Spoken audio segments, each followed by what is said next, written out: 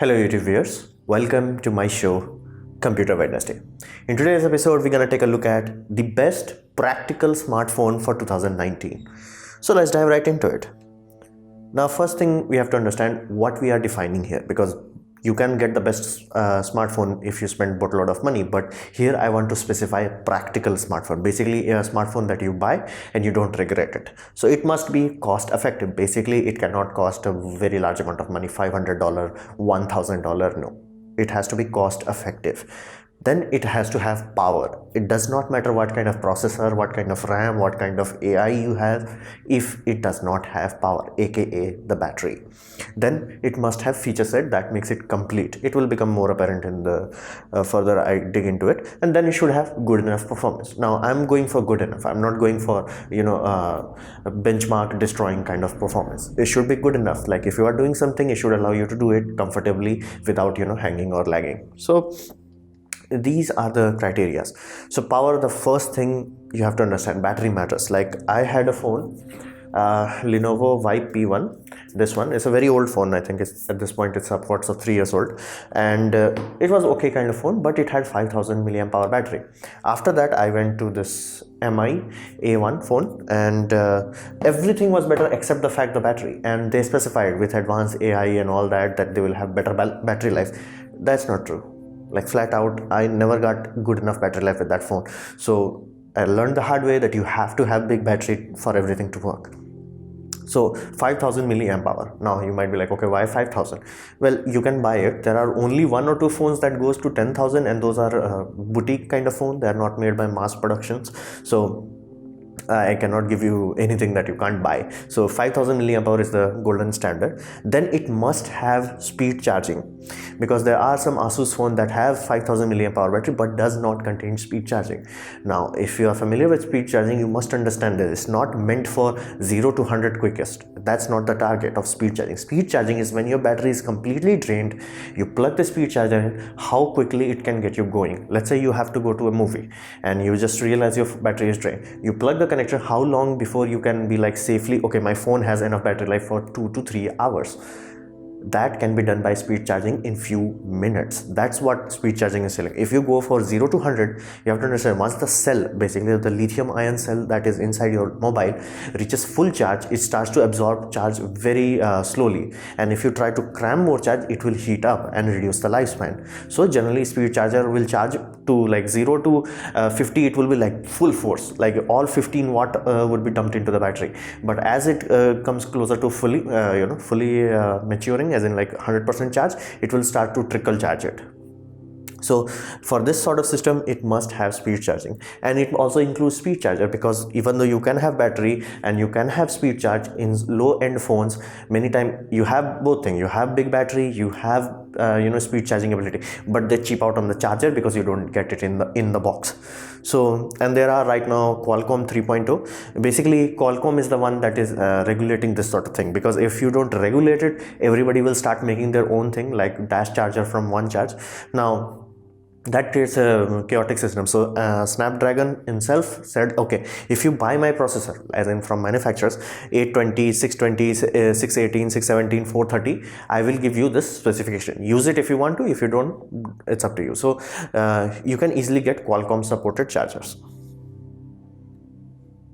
Then we come to the features. Now this is a crucial aspect. To make a phone practical, it must have dual SIM plus SD card. Now dual SIM is not very popular idea in abroad, simply because they can get their job done with one SIM. However, whoever travels a lot, they need dual SIM, and in India we can't imagine a world without dual SIM, simply because we have one primary number, one work number. Sometimes you have one number that is solely for data, like a geo number for data, and another for your personal calls. So we need to have that. Now many times people are like, why do I need SD card? Like 64 GB is enough. That used to be true, and I used to believe that, and that's the reason why I bought this phone. This had 32 GB. I had SD card. This has dedicated SD card. Then I thought, oh, I don't need that kind of data. I learned the hard way that you need, especially if you have Netflix, Amazon Prime, things of that nature, even YouTube. They all allow you to do what we call offline streaming. Now, if you are on any mobile network anywhere on the planet, it's never smooth. So the best way to get smooth, feeling, you download the data. It will take however it takes, and then you watch it comfortably without getting interrupted. So for that reason you need space. And if you download full HD from Netflix, the size is upwards of 2 to 3 GB per episode can be reached, and you can easily get up to 6 to 700 MB per episode to get good quality in mobile phone. So you need to have this, like, flat out. I cannot imagine a world where I go back in terms of storage capacity. Like, I need to have bigger storage. Then headphone port, it has to have it. Like, please, I am begging phone manufacturers, please don't remove headphone jacks. Then USB-C is a good add-on. Like, that was the only thing I liked for the MI system, that they introduced USB-C very early on. So you may buy Asus and they do not have USB-C, because we are moving toward USB-C. So their Chinese manufacturers have boatload of USB chargers that they are emptying out their stock, so they are selling it for pennies. So a lot of cheap mobile phones will still have USB micro B, but I like USB-C. So, and be aware, when I say, like, dual SIM plus SD card, you may be like, okay, that's asking a lot. No, every phone that has hybrid SIM, quote unquote, already works. Like, you can buy this sort of adapter. Basically, your SIM card will be hanging out of the mobile phone, but it will work perfectly.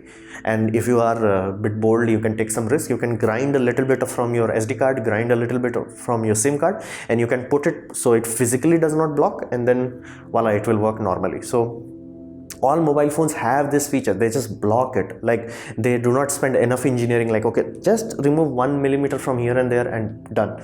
They don't even do that. So I need features, because I'm going for a practical phone. Now, what about performance? Everybody's like, performance, Geekbench, this bench, that bench. Does not matter, because performance is nowadays directly regulated from the software. If you have regular software updates, you can improve performance on your existing hardware. And because the operating system is far more tightly controlled than Windows, you get very good performance even on a low-end phone. So if you have basically Android One, you will get good to great performance. And if you have 4 GB of RAM, you're more than good enough. Now, why not 6 GB? Well, you can have 6 GB, but most of the time it will be empty, even if you are running in dual screen mode. So 4 GB is more than sufficient. If you can get 6, awesome, but 4 is more than good enough. So who is the winner of this criteria? Basically, Motorola One Power. I have provided the link down below. You can see there. Now, why that? First, it has speed charger. Compared to Asus 5000 mAh battery, it does that did not came with either speed charging or the charger. This comes with both. Then it has 4K video recording, because just now Samsung released a 5000 mAh battery with very good specs, but does not have 4K video recording, and it's also not Android One. Now, this has SD card plus dual SIM, which I need. As you can see the tray, you can put the SD card plus 2 SIM, so that is compulsory, and it meets every single specification that I want out of it, including splash resistance and very good Gorilla Glass. So it's pretty damn good. And in terms of pricing, it's 15,000 rupees in India. In abroad, you can even get it even cheaper. So I'm not going to provide the dollar figures to you guys. So basically, at this point, as I talk to you, with my research, this is the best phone for the price. Now, why not go lower? Like, why not go for 10,000 rupees? Anybody who's buying 10,000 rupees phone, I would say you could, you could be happy with 10,000. Let's say you don't do much with your mobile phone. I would not ask you to, spend money. But let's say your mobile phone is your primary means of media consumption, like YouTube, Facebook, or things of that nature, then spending a bit more is good. However, I will not ask anybody to go for OnePlus or Samsung Note or iPhone, simply because they reach a point where we call point of diminishing return. Basically, you are spending multiple times more than this, but you're not getting holy cramoly, this is amazing kind of things. So that gap that used to be there, back in the days of this phone, YP1, the camera on this was useless. Let's just put it that way. It's flat out useless. However, camera on the next step up that I got, MI1, is comparable. It's nowhere flawless as OnePlus or Samsung, but it's very close.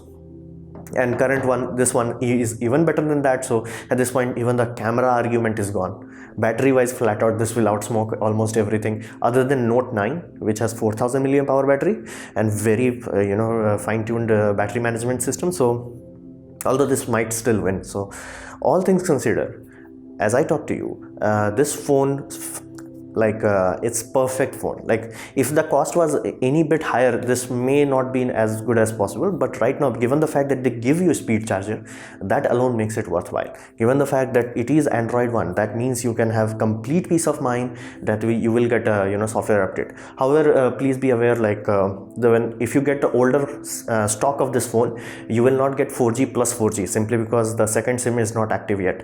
You have to upgrade to Pi basically to get that 4G plus 4G feature. So that's why many time YouTubers are saying don't buy this, does not have dual 4G. It has, the hardware is there, it was just not unlocked. So once the Google Pi update came, it was unlocked. So up to you. So this was my presentation on best budget practical phone that you can buy in 2019. I hope you liked it or learned from it. In that case, please leave a like. If you didn't, don't worry about it. You can dislike it. I would urge you to leave a comment. I reply to all of them, and please subscribe. Press the bell icon if you're free. And as always, thanks for watching.